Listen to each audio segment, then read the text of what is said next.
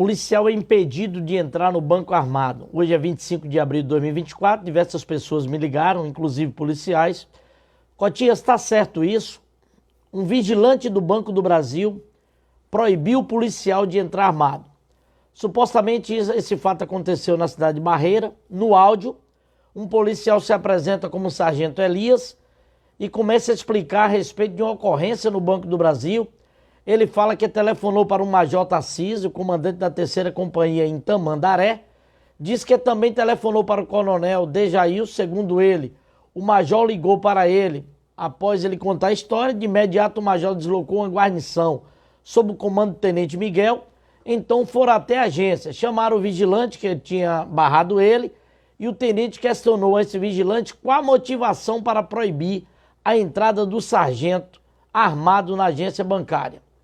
De acordo com o áudio, o vigilante fala que não deixou entrar porque o policial já estava aposentado e estava armado. Continua o sargento, que o Major Tarcísio já tinha orientado mesmo para conduzir o vigilante até a delegacia, fazer um BO e o sargento teria respaldo com esse BO para processar o banco. Continua o áudio, que o Tenente Miguel passou a explicar ao vigilante, ou a questionar o vigilante, qual lei que o vigilante estava se amparando para proibir o sargento de entrar no banco armado. E quando o vigilante apresentou ali a lei, que não dá para ver qual lei é, e o tenente disse que essa lei não estava mais em vigor e que essa lei também, ainda que estivesse em vigor, não abrangia a Polícia Militar, porque a Polícia Militar é regida pelo RDPM. Porém, o vigilante continuou irredutível, se mostrando conhecedor da lei, diz o áudio, e mantendo a arbitrariedade, pois o sargento, na frente da guarnição policial, perguntou: e agora eu posso entrar na agência bancária com a presença da guarnição da polícia? E o vigilante disse que, mesmo assim, ele não poderia. Nesse momento, a guarnição policial entendeu que, com a manutenção da proibição do sargento não entrar, estava ali configurado o delito e decidiram levar o vigilante para a delegacia. Momento em que se apresenta uma senhora de nome Cátia, gerente do banco, e disse: se é para levar o vigilante para a delegacia, que leve a mim, que sou a gerente e não o vigilante. Por fim, o gerente autorizou o sargento a entrar no banco, que ia conversar com o Departamento de Segurança do Banco do Brasil para tornar sem efeito o documento e que a partir daquela data não estava mais proibido os policiais entrarem no banco, inclusive orientar os vigilantes que os policiais já poderiam entrar no banco armado. Finalmente o sargento resolveu aceitar a desculpa do vigilante, apenas ia na delegacia fazer o BO e ia processar, ia dar seguimento à persecução penal, ia processar. E no final ele diz, satisfeito com os colegas: estou aqui, colega, a gente tem que lutar pelos nossos direitos. A partir de agora, todos os policiais aposentados podem entrar no banco armado. Senhores, primeiro, eu acredito que esse caso não aconteceu na Bahia. As cidades citadas no áudio e no vídeo é Tamandaré e Barreiros. Tamandaré fica a 12 quilômetros de Barreira e fica na cidade de Pernambuco.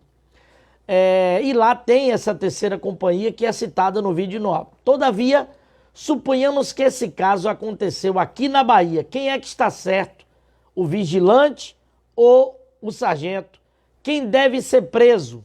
O vigilante que executou a ordem ou a gerente, que é quem é autora da ordem, quem emitiu essa ordem para o vigilante de barrar o sargento? Senhores, se fosse aqui na Bahia, infelizmente, a lei não apara o PM nessa situação. O vigilante e o gerente estão certos. A portaria 35 da PMBA, que dispõe sobre o registro e o porte de arma de fogo dos policiais militares, diz no seu artigo 98 que é proibido o acesso de policiais militares da Bahia aos bancos portando arma de fogo. Se esse policial estiver fardado, é obrigado a apresentar identidade funcional ao segurança. Você, advogado que assiste esse vídeo, pode me questionar: Cotias, jamais uma portaria pode ir de encontro a uma lei federal, que é o Estatuto de Desarmamento, que estabelece e dá direito ao porte de arma aos policiais militares. Amigos policiais, Quando saiu a Lei 10.826, logo em seguida veio o Decreto 5.123 e regulamentou esse estatuto. Esse Decreto 5.123, no seu artigo 34, dizia que cabe ao Comando-Geral da PM estabelecer regras e normas para o porte de arma de fogo de seus policiais, dos seus integrantes. Em ratificação a esse entendimento, em 12 de abril de 2007, o então comandante-geral aqui da Bahia, o senhor coronel Antônio Jorge Ribeiro de Santana, enviou um ofício, o de número 220, a Adriano Prata Góes, que na época era o representante das empresas de segurança de Salvador, dizendo que, conforme artigo 98 da portaria, só deixa o policial entrar fardado se apresentar identidade e o policial que esteja paisano não é para deixar entrar, diz esse ofício. E por fim, e aí esses vigilantes aqui da Bahia cumpriram essa determinação do comandante-geral. Aí você me questiona, mas Cotias, esse decreto 5.123 que dava autoridade para o comandante-geral editar a portaria 35 e estabelecer regras e normas, já foi revogado em 2008 pelo decreto 6715. É verdade. Inclusive esse decreto 6715 foi revogado pelo decreto 9798, que também foi revogado pelo decreto 9847 de 2029, que esse decreto 9847, em seu artigo 24, parágrafo 4º, manteve a mesma redação do primeiro decreto 5.123, ou seja, cabe aos comandantes das respectivas instituições estabelecer regras e normas sobre o porte de arma de seus integrantes. Você é um cara que estuda e você me fala, Cotias, esse decreto 9847 que manteve essa mesma redação do 5.123 que dava autoridade ao comandante-geral estabelecer regras e normas, esse decreto 9847, ele foi revogado pelo decreto 9981 de 2019. E esse decreto 9891, por fim, foi revogado, que é o que nos interessa agora, pelo decreto 11.615 de 2023.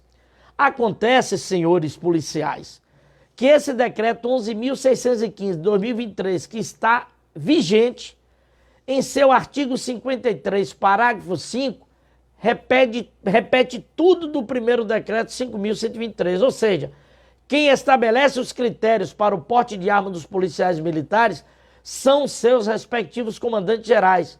Portanto, o artigo 98 da portaria 35 da PMBA está em vigor. Policial militar da Bahia, de folga, apaisano, só entra no banco armado se o vigilante quiser deixar, e policial militar em serviço fardado pode estar ali 100 policiais, 20 viaturas paradas na porta do banco.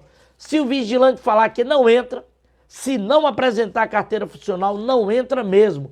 E se alterar, é punido conforme o próprio decreto, conforme a portaria 35. Para nós finalizarmos, uma observação importante. Se o policial for de outro estado, não está sujeito a essa portaria 35, exceto se o comandante-geral do seu respectivo estado baixou uma portaria com esse mesmo entendimento. Então é possível que um policial da Bahia vai entrar no banco e seja barrado, e um policial de outro estado, onde o comandante-geral teve entendimento diverso, pode entrar. Então os vigilantes tenham cuidado com relação a onde é o estado e tem que ter conhecimento da portaria daquele estado. Espero ter contribuído, um forte abraço.